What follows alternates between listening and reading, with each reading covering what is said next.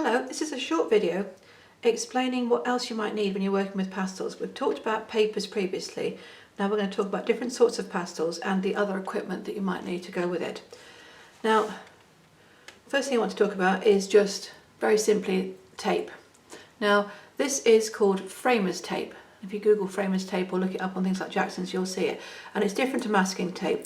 It's a lot more sticky, okay? But it's not gum strip, so it's previously stuck. So it's not like gum strip where you wet it or anything. So don't mistake it for that.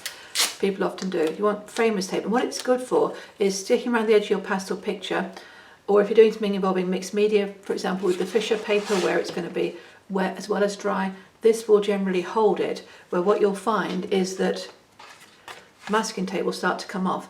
This will also stay sticky and stay in your picture for a few weeks generally, if you buy the good stuff, and it won't dry up as quickly as masking tape will. Obviously you don't want to leave it for eons on the picture because it will eventually dry and stick to it, but it does do a very good job, and it's also the stuff you need to use when putting things in a frame if you're doing framing yourself. So framer's tape. There's two different sorts in the market. There's one which is I think pH neutral, which is really for professional framers, and that will not change and crack and dry and so on.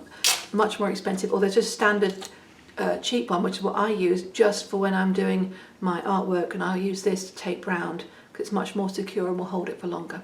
Okay, so that's framer's tape. So I recommend getting a piece of that.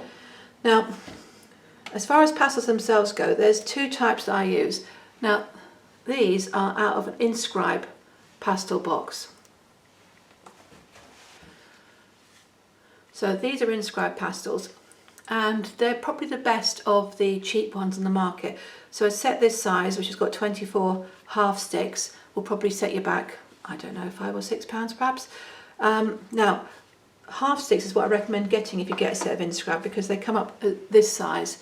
You don't want the full sticks because they're double the size and they're just too big and too chunky for what you want to do. This is ideal in terms of the size for the mark you want to get.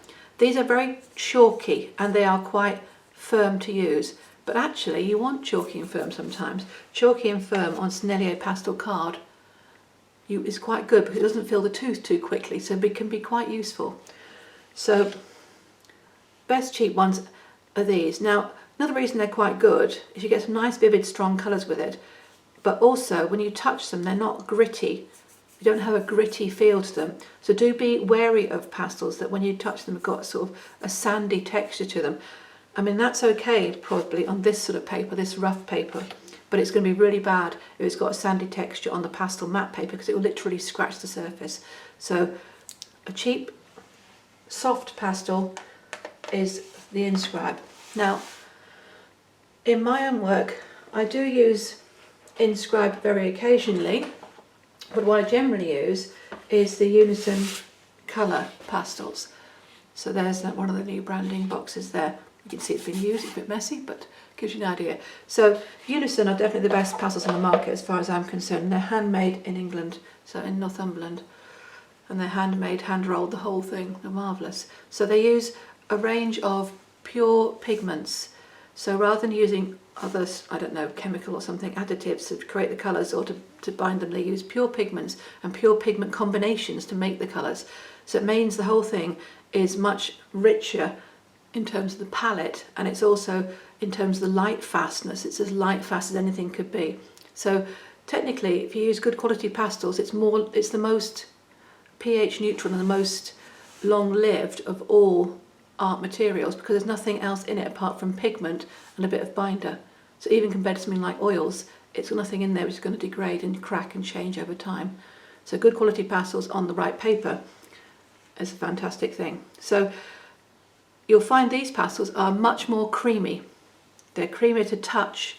I think they're often described as almost buttery somehow.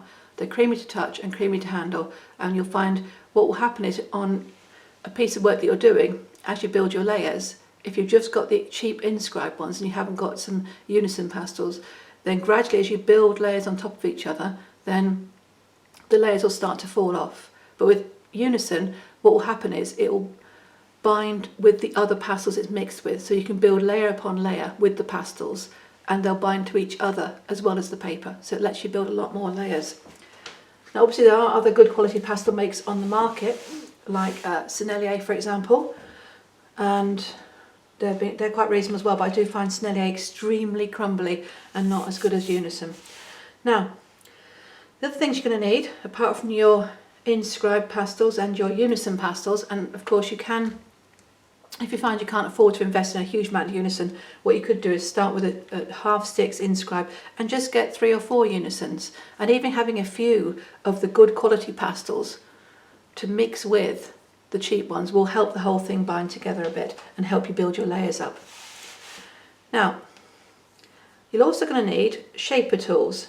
Now, these come in a variety, and I'm sure you've seen them before in art shops and all over the place. They come in a large variety. They're called colour shaper tools.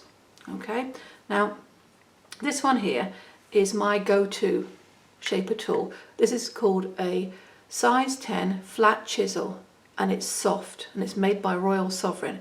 They make soft, medium and hard, and the size 10 flat chisel soft is the one I recommend for everything, because you can use it for skies, you can use it for details. It's got a nice flat surface there for rubbing in gently when you're creating the clouds, or you can use it like a pen and hold it up and point it down and scrape into things with it, so it's really handy for that. So it's got a variety of uses. Now as you gradually use it and it wears away, you'll find that it can change shapes. I've got a few of these been used in workshops. You can see that one there used to be a flat chisel. It is now a rounded one. But as they change shape and get worn up a bit, it's actually quite useful, because you can actually use that quite nicely on things like a seascape for water and going across the surface to get a nice soft mark there. Right, other things you're going to need. So you may need a couple of smaller shapers. So I've got this is it was a cup shape one, but it was quite a nice small tip on it, and that's very useful for small detail. So just you can see that it's got quite a nice small tip. So I think having a flat chisel and one for detail would be very useful. Now you also want an old bristle brush. Now these are, I don't even know where I got this from, maybe it's from my days at art college, goodness knows.